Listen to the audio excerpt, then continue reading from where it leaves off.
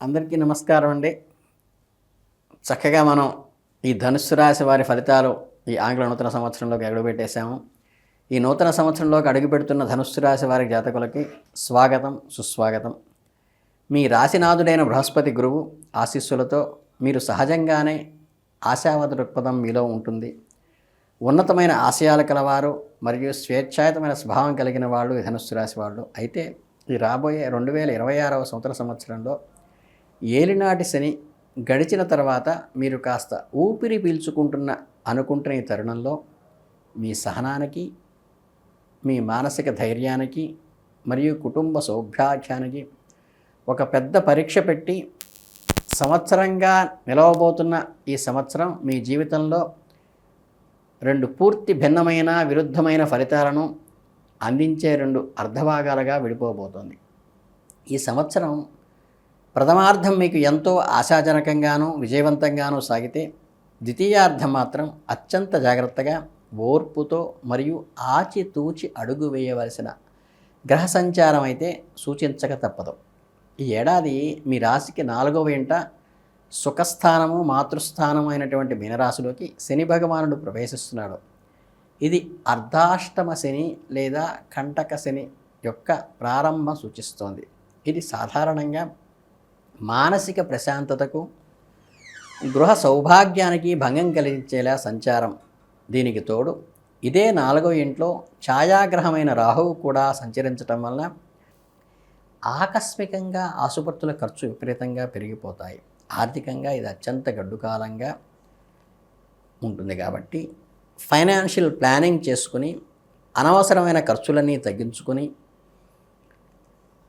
ఊరికే అనవసరమైన పెట్టుబడులు పెట్టి చేతులు కాల్చుకోకుండా ఆచితూచి అడుగు వేయండి. ఈ ద్వితీయార్థంలో ఎవరికి డబ్బు అప్పు ఇవ్వబాకండి, హామీలుగా షూరిటీలుగా ఉండబాకండి. మీ విలువైన వస్తువులను జాగ్రత్తగా కాపాడుకోండి. వృత్తి జీవితంలో మీపై అపవాదులు నిందపడే అవకాశం ఉంది. కాబట్టి మీరు చేయని తప్పు కూడా బాధ్యత వహించాల్సిన పరిస్థితులు తీసుకొస్తారు. కాబట్టి పక్కవాళ్ళు ఈ సమయంలో మీ చుట్టుపక్కల ఏం జరుగుతుందో గమనింపుతూ ఉండండి. ఖచ్చితంగా వాటి నుంచి బయటపడతారు. ఉన్నదాన్ని కాపాడుకోవడానికే ప్రాధాన్యత ఇవ్వాలి. ఇన్ని ప్రతికూలతల మధ్య చాలా కాలం పెళ్లి కోసం ఎదురు చూస్తున్న వారికి ఈ మొదటి 5 నెలల్లో అద్భుతమైన సంబంధం కుదిరి వివాహం వైభవంగా జరిగే అవకాశం 100కి 100 ఉంటుంది. ప్రేమ వ్యవహారాలకు కూడా ఇది అనుకూల సమయం. ప్రేమలో ఉన్నవారు తమ బంధాన్ని కుటుంబ సభ్యులకు తెలిపి వారి అంగీకారం పొందగలుగుతారు. వివాహతులైన దంపతుల మధ్య అన్యోన్యత పెరుగుతుంది. జీవిత భాగస్వామి నుండి సంపూర్ణ మద్దతు లభిస్తుంది. వారి సలహాలు మీకు ఎంతగానో ఉపయోగపడతాయి. వ్యాపారస్తులకు, ముఖ్యంగా భాగస్వామ్య వ్యాపారాలు చేసేవారికి ఈ ప్రథమార్థంలో కొన్ని ఒప్పందాలు, భారీ లాభాలు వస్తాయి.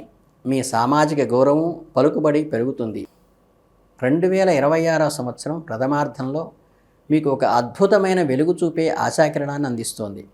సంవత్సర ప్రారంభం నుండి సుమారు మే లేదా జూన్ నెల వరకు మీ రాశినాథుడైన బృహస్పతి గురువు మీ రాశి సప్తమ స్థానమైన కళత్రస్థానం మిథున రాశిలో సంచరిస్తాడు. ఇది అత్యంత శుభప్రదమైన సంచారం. ఈ సమయంలో అర్ధాష్టమ శని, దశమ కేతువుల ప్రతికూల ప్రభావాల వరకు అదుపులో ఉంటాయి. సప్తమ స్థానంలో గురువు ఉండటం వల్ల అవివాహితులకు ఈ ప్రతికూల ప్రభావాలు మరింత తీవ్రంగానూ ఆకస్మికంగా ఉండే అవకాశం ఉన్నది. ఈ 2 గ్రహాల కలయిక మీ కుటుంబ జీవితంలో ఆస్తుల విషయంలోనూ మరియు మీ తల్లిగారి ఆరోగ్యం విషయంలోనూ కొంచెం ఒత్తిడి, మార్పులను తీసుకురాబోతుంది. అర్ధాష్టమ శని మరియు రాహువుల ప్రభావం వలన ఈ 2026వ సంవత్సరం మొత్తం మీలో ఏదో తెలియని ఆందోళన, మానసిక వ్యాపారంగా అంటే మానసిక అశాంతిని, మీరు ఎంతో సుఖవంతమైన పరిస్థితుల్లో ఉన్నప్పటికీ కూడా మీ మనస్సు ప్రశాంతతగా ఉండదు. అనవసరమైన భయాలు, భవిష్యత్తు గురించి ఆందోళన మిమ్మల్ని చుట్టుముడుతున్నట్టుగా ఉంటుంది. 4వ ఇంట్లో మీ తల్లిని సూచిస్తోంది. కాబట్టి ఈ సంవత్సరం మీరు మీ తల్లిగారి ఆరోగ్యం పట్ల అత్యంత శ్రద్ధ వహించవలసిన అవసరం ఉంది. ఆమె ఆరోగ్యానికి సంబంధించి సమస్యలు తలెత్తవచ్చు. దీర్ఘకాలిక సమస్యలు కూడా ఇబ్బంది పెట్టవచ్చు. గృహ జీవితంలో కూడా ఇది గందరగోళ సమయం. కుటుంబ సభ్యుల మధ్య చిన్న చిన్న విషయాలకే అపార్థాలు, వాదోపవాదాలు పెరిగే అవకాశం ఉంది. ఇంట్లో ప్రశాంతమైన వాతావరణం లోపించి ఏదో ఒక రకమైన కొనసాగుతూ గొడవలతో ఉంటుంది. రాహు ప్రభావం వల్ల కొందరికి నివసిస్తున్న ఇంటి నుండి మారవలసిన పరిస్థితి కూడా రావచ్చు, లేదా విదేశాల్లో దూర ప్రాంతాలకు వెళ్ళాలనే బలమైన కోరిక కూడా కలగవచ్చు. మీరు చాలా కాలంగా సొంత ఇల్లు కొనాలని, భూమి కొనాలని ఏదైతే ప్లాన్ చేస్తుంటో ఈ సంవత్సరం అనేక అడ్డంకులు, జాప్యాలు దానికి ఎదురవుతూ ఉంటాయి. పత్రాల విషయంలో కూడా మోసపోయే అవకాశం ఉన్నది. కాబట్టి ఆస్తి సంబంధిత వ్యవహారాల్లో అత్యంత జాగ్రత్తగా నిపుణుల సలహా మీద మాత్రమే, ఎక్స్పర్ట్స్ ఒపీనియన్ తీసుకుని మాత్రమే చేయండి. అలాగే వాహనాలు నడిపేటప్పుడు కూడా కొంచెం అప్రమత్తంగా ఉండండి. వాహనాలకు తరచూ మరమ్మతులు రావటము, రాహువు ప్రభావంలో ఆకస్మిక చిన్న చిన్న ప్రమాదాలు జరగటము ఆస్కారం ఉంది. కాబట్టి వేగం లేకుండా జాగ్రత్తకే ప్రాధాన్యత ఇచ్చి నడుచుకోవలసిన అవసరం సూచించక తప్పదు. ఈ సప్తమ గురువు తన శక్తివంతమైన దృష్టిని మీ లాభస్థానం 11వ ఇంటి మీద, మీ జన్మరాశి 1వ ఇంటి మీద మరియు మీ ధైర్యస్థానం 3వ ఇంటిపైన ప్రశంపజేస్తారు. దీని ఫలితంగా ప్రథమార్థంలో మీ ఆర్థిక పరిస్థితి చాలా బలంగా ఉంటుంది. అనేక మార్గాల నుండి ధన ప్రవాహం ఉంటుంది.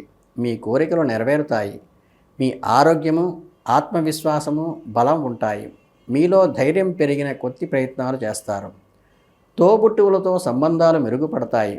మీరు మీ జీవితంలో ఏవైనా ముఖ్యమైన నిర్ణయాలు, పెళ్ళి, కొత్త వ్యాపారము, ఆస్తి కొనుగోలు తీసుకోవాలంటే వాటిని ఖచ్చితంగా మొదట 5 నెలల్లోనే పూర్తి చేసుకోవటం మీకు మంచిది. ఎందుకంటే ఈ 2026వ సంవత్సరం మధ్య భాగంలో సుమారుగా మే నుంచి జూన్ నెలలో గ్రహగమనంలో పెను మార్పులు సంభవిస్తాయి. అప్పటి వరకు మీకు అండగా ఉన్న మీ రాశినాథుడు బృహస్పతి సప్తమ స్థానం నుండి మీ రాశికి 8వ ఇంట అష్టమ స్థానం కర్కాటక రాశిలోకి ప్రవేశిస్తారు.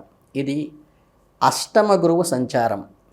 బృహస్పతి ఇక్కడ ఉచ్చస్థితి పొందినప్పటికీ అష్టమ స్థానంలో ఉండటం అనేది అత్యంత ప్రతికూలమైన ఫలితాలను ఇస్తుంది. ఈ క్షణం నుంచి, అంటే ఆ క్షణం నుంచి మీ జీవితంలో అసలైన పరీక్షా సమయం ప్రారంభమవుతుంది. అప్పటి వరకు అదుపులో ఉన్న అర్ధాష్టమ శని, రాహువు, దశమకేతువుల ప్రభావాలు ఇప్పుడు ఒక్కసారిగా విజృంభించడం మొదలవుతాయి. ప్రథమార్థంలో వచ్చిన అదృష్టము, రక్షణ కవచం ఇప్పుడు తొలగిపోతాయి. అష్టమ గురువు ప్రభావం వల్ల మీరు చేసే ప్రతిలోనూ ఊహించని అడ్డంకులు, జాప్యాలు మరియు వైఫల్యాలు ఎదురవుతాయా అన్నట్లుంటుంది. మీ ఆరోగ్యం తీవ్రంగా దెబ్బతినే అవకాశం కూడా ఉంది. కాలేయము, జీర్ణ వ్యవస్థ, బరువు పెరగటం వంటి దీర్ఘకాలిక సమస్యలతో బాధపడవలసిన అవసరం రావచ్చు. ఇక వృత్తి మరియు ఉద్యోగ జీవితంలో విషయానికి వస్తే ఇది కూడా ఒక సవాలుతో కూడుకున్న రంగమే. మీ రాశిలో దశమ స్థానం అంటే కర్మస్థానంలో కన్యా రాశిలో ఛాయాగ్రహాలైన కేతువు సంచరించడం వల్ల మీ కెరీర్కు ఏమాత్రం అనుకూలంగా అనిపించదు. కేతువు విరక్తికారకుడు, అంటే పెసిమిస్టిక్గా ఉంటాడు. వేరు గ్రహం. దీని ప్రభావం వల్ల మీరు చేస్తున్న ఉద్యోగం పట్ల మీకు తీవ్రమైన అసంతృప్తి, అనాసక్తత, నేను ఎందుకు ఈ పని చేస్తున్నాను, ఇది నా స్థాయికి తగని పనేమో అనే భావనలు కూడా మీలో మెదులుతాయి. మీరు ఎంతో కష్టపడి పనిచేసినా దానికి తగిన ఫలితం, గుర్తింపు లభించడం లేదనే ఆవేదన కొద్దిగా కలుగుతుంది. మీ పై అధికారులతో, సహోద్యోగులతో సంబంధాలు దెబ్బతినే అవకాశం కూడా ఉన్నది. మీ ఆలోచనలను వారు అర్థం చేసుకోలేకపోవటం వల్ల కానీ, మీపై అనవసరమైనటువంటి నిందలు వేయటం కానీ కొంచెం జరిగే సూచన ఉంది. జాగ్రత్తగా ఉండాలి. కేతువు ప్రభావం వల్ల కొందరికి ఆకస్మికంగా ఉద్యోగంలో మార్పులు రావటం, ఉన్న ఉద్యోగాలను వదిలేయాలనే బలమైన కోరిక కలగటం కూడా జరగచ్చు. ఉద్యోగం మారే ఉద్దేశం మాత్రం పెట్టుకోబాకండి. ఉద్యోగం కోల్పోకుండా ప్రమాదం నుంచి బయటపడండి. వ్యాపారస్తులకు కూడా ఇది గందరగోళ సమయమే. వ్యాపారం మందకొడిగా సాగటం, భాగస్వాములతో విభేదాలు రావడం జరగవచ్చు. ఈ సమయంలో మీరు తీసుకోవాల్సిన ఏకైక జాగ్రత్త ఏంటంటే ఓర్పుతో ఉండండి, ఆవేశపడబాకండి. అసంతృప్తితో ఉన్న ఉద్యోగాన్ని వదిలేసే ప్రయత్నాలు ఎట్టి పరిస్థితుల్లో చేయగాకండి. ఇక విద్యార్థులకి ఈ అర్ధాష్టమ శని ప్రాథమిక విద్యలోను మరియు దశమకేతు ఉన్నత విద్యలోను, రెండూ ఏకాగ్రతకు భంగం కలిగించేవిగా, దీనికి తోడు ద్వితీయార్థంలో అష్టమ గురువు ప్రభావం వల్ల చదువులో మనసు డైవర్ట్ అవ్వటము, సోషల్ మీడియా మీదకి వెళ్ళిపోవటము, ఫ్రెండ్ సర్కిల్లోకి వెళ్ళటము, ఈ కూర్చుని చదువుకుందాం అనేసరికి ఏదో ఒక ఆటంకం వచ్చి పక్కకు పోవటం లాంటివి ఇబ్బంది పెడుతూ ఉంటాయి. కాబట్టి మీ అంతటా మీరు పట్టుదలగా, పదింతల పట్టుదలతో, క్రమశిక్షణతో చదువుకోండి. ఈ రాశి విద్యార్థులు ఎవరైనా ఉంటే వాళ్ళ తల్లిదండ్రులు జాగ్రత్తగా గమనిస్తూ వీళ్ళకి మోరల్ సపోర్ట్ ఇచ్చి ఈ అనవసరమైన యావిగేషన్స్ని, ఆ ఫ్రెండ్స్ని అవాయిడ్ చేయటం మంచిది. ధనుస్సు రాశి వారికి ఒక అగ్ని పరీక్షలాగా అనిపిస్తున్నప్పటికీ సంవత్సరం మొదట 5 నెలల్లో మీకు లభించిన ఒక వరం. ఈ కాలాన్ని మీకు ఎంతగానో సద్వినియోగం చేసుకుంటే రాబోయే గడ్డు కాలాన్ని అత్యంత ధైర్యంగా ఎదుర్కోగలుగుతారు. ద్వితీయార్థం మొత్తం మీ చేయవలసిందల్లా ఓర్పు, సహనము మరియు ఆధ్యాత్మిక చింతన. ఎలాంటి కొత్త సాహసాలకు, పెట్టుబడులకు, వాదనలకు వెళ్లకుండా ఉన్నదానిని కాపాడుకుంటూ ఆరోగ్యంపై శ్రద్ధ పెడుతూ దైవారాధనలో గడపడం ఉత్తమం. కఠినమైన గ్రహ ప్రభావాలను తట్టుకోవడానికి మీరు కొన్ని పరిహారాలను పాటించడం తప్పనిసరి. మీ రాశినాథుడు అష్టమంలోకి వెళ్తున్నందున ప్రతి గురువారము దత్తాత్రేయుణ్ణి ప్రార్థించడము, గురుచరిత్ర లాంటిది పారాయణ చేయటము, గురు గీత లాంటిది పారాయణ చేయటము, పేద విద్యార్థులకు గురువుకి సహాయం చేయటము, మీకు బృహస్పతి స్తోత్రం చేసుకోవటము, అర్ధాష్టమ శని మరియు రాహువుల శాంతి కోసం ప్రతిరోజు హనుమాన్ చాలీసా చదవటము, అలాగే ప్రతి శనివారము మనకి నవగ్రహాలలో శనికి తైలాభిషేకం చేయటము, వృద్ధులకు సహాయం చేయటము, అలాగే అమ్మవారి గుడిలో దర్శనం చేసుకోవటము, దశమకేతువు శాంతి కోసం అధర్వణ శేషంతో గణపతిని ప్రార్థించడం చేయండి. సంకష్టమోచక గణపతి పూజ ఎక్కడైనా జరుగుతుంటే చేయించుకోండి. గణపతికి గరిక మాలతో అర్చించండి. ఈ సంవత్సరం చిన్న చిన్న సవాళ్ళను, మానసిక స్థైర్యాన్ని పెంచుకుంటూ ఒక క్రమశిక్షణతో మీ చుట్టుపక్కల మీకు వ్యతిరేకంగా జరిగే అన్ని లక్షణాలను గమనిస్తూ మీ జీవితంలోకి, మీ కుటుంబంలోకి థర్డ్ పార్టీ వాళ్ళని చక్కగా ఎలిమినేట్ చేసుకుంటూ పోయి జాగ్రత్తగా ప్రతిదాన్ని మనసు విప్పి మాట్లాడుకుంటూ స్పౌస్తో కానీ, బిజినెస్ పార్ట్నర్స్తో కానీ, తల్లిదండ్రులతో కానీ, అధికారులతో కానీ మీకు మీరుగా నేరుగా మాట్లాడుకోండి. ఎవరిని నమ్మబాకండి, ఎవరికి షూరిటీలు పెట్టబాకండి, ఎవరికి అప్పులు ఇవ్వబాకండి.